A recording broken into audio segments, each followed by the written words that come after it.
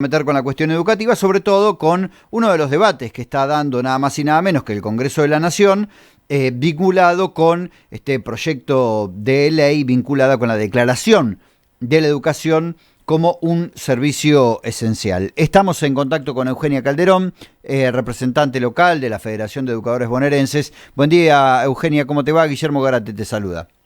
Hola, buenos días, Guillermo, ¿cómo estás? Bien, muy bien. Bueno, en principio, y metiendo más en la cuestión más local, si querés, o más provincial, en principio hubo acuerdo, ¿no?, con la paritaria, al menos con la propuesta que hizo el gobierno bonaerense sobre la paritaria. Sí, ellos ofrecieron un 8,5% en dos tramos, así que en realidad es un 4,5% para agosto y un 4% para el mes de septiembre. Uh-huh.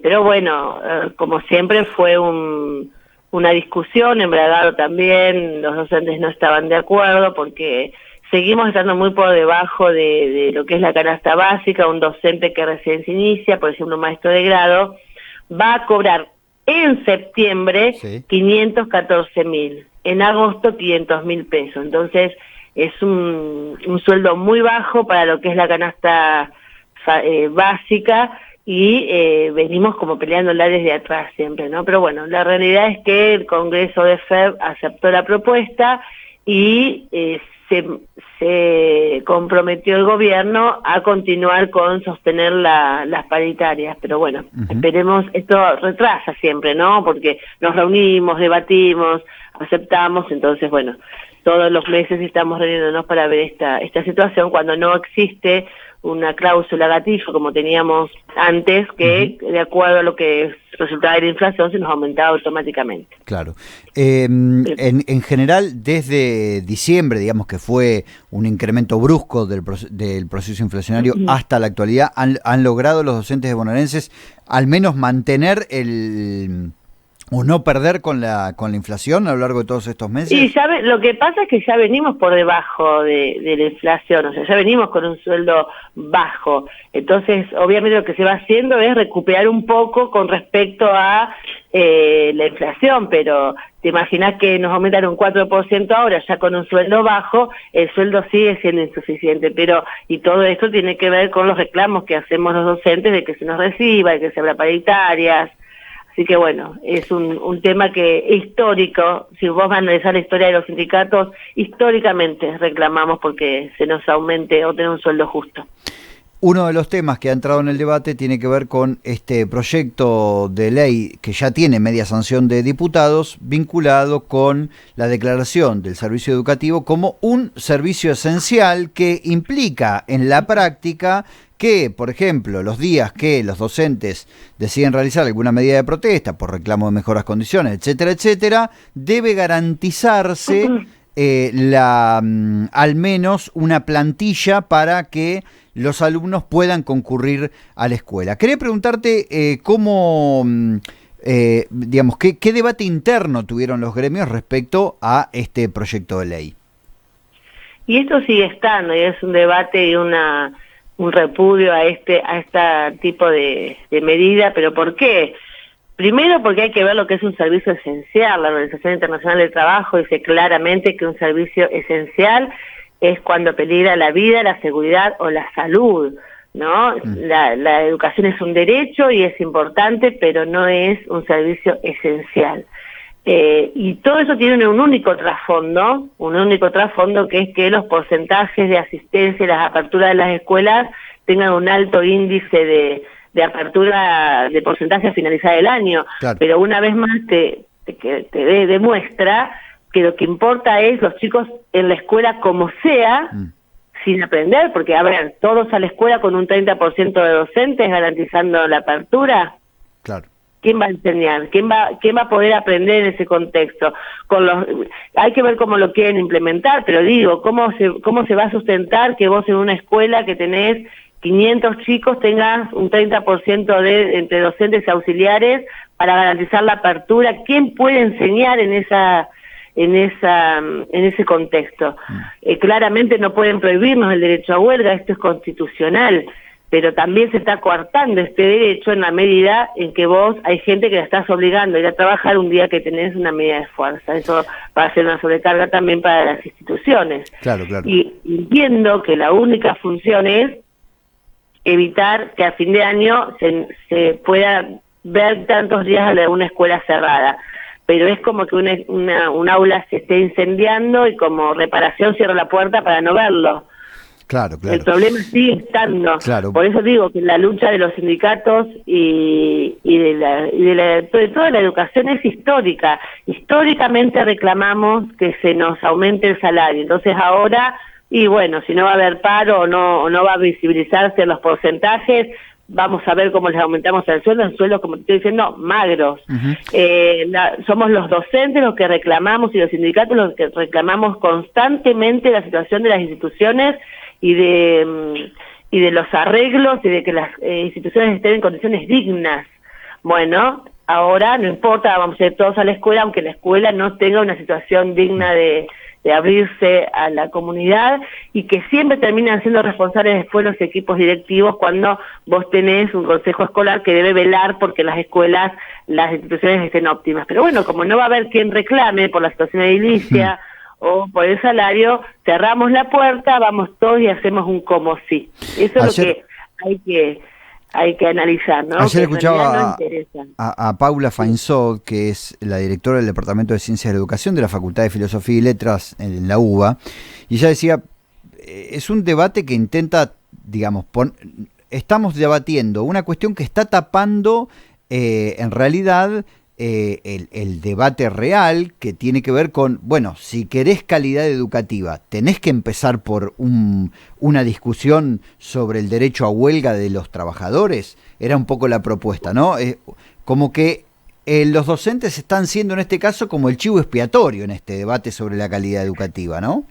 Es que claro, es que no estamos debatiendo calidad educativa, acá se está debatiendo el porcentaje de números al finalizar el año donde se vea que las escuelas estuvieron abiertas. Decime vos, ¿cómo vamos a poder dar clases en ese contexto? ¿Y qué te demuestra el paro a vos?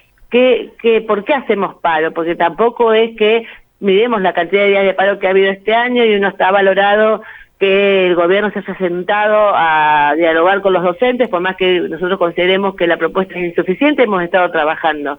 Pero ¿por qué llegas a un paro? Porque no te reciben, porque no te escuchan, porque no te dan aumento de sueldo, porque las escuelas no están en condiciones, porque el servicio de alimentación escolar no es suficiente, porque el transporte no existe. Bueno, hay un montón de cuestiones por los cargos, porque no existen los cargos suficientes en educación. Entonces, volvemos a lo mismo, cerramos la puerta, prohibimos que esto se visibilice, porque, a ver, reclamos hacemos por un montón de vías. Yo, como FEB, desde principio de año, mayo, abril, mayo, que le estamos insistiendo al gobierno local que nos informe en qué usa el fondo educativo y cuáles son los proyectos que tiene, y el gobierno local no nos da respuesta. Vos imagínate que estas situaciones, obviamente paro a nivel local por esa cuestión no podemos hacer, pero sí digo que vamos reclamando, ¿no? Y vamos exigiendo información.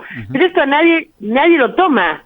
Nadie le parece terrible porque estamos todos trabajando en las escuelas. Entonces va a pasar eso, todos los reclamos van a ser invisibilizados porque vamos a estar todos todo el tiempo con las escuelas abiertas, con el riesgo que conlleva todas las escuelas con chicos y con menos personal trabajando, porque como tenemos una constitución en la cual nosotros tenemos derecho a huelga, no nos pueden prohibir la huelga. Eso es lo que pasa, por eso hablan de una guarda, ¿no? Pero bueno, vuelvo a lo mismo, coincido con lo que me mencionabas recién, que no se está hablando de calidad educativa, se está hablando de porcentajes de números. Se entiende, o uno podría entender que este proyecto lo que busca tal vez es que, digamos, que hay una cuestión ahí que tiene que ver con la organización familiar que está pesando, ¿no? Por supuesto que no podemos negar que es un trastorno cuando hay alguna jornada de protesta y las familias que tienen hijos en edad escolar se les genera un problema. Ahora, digamos,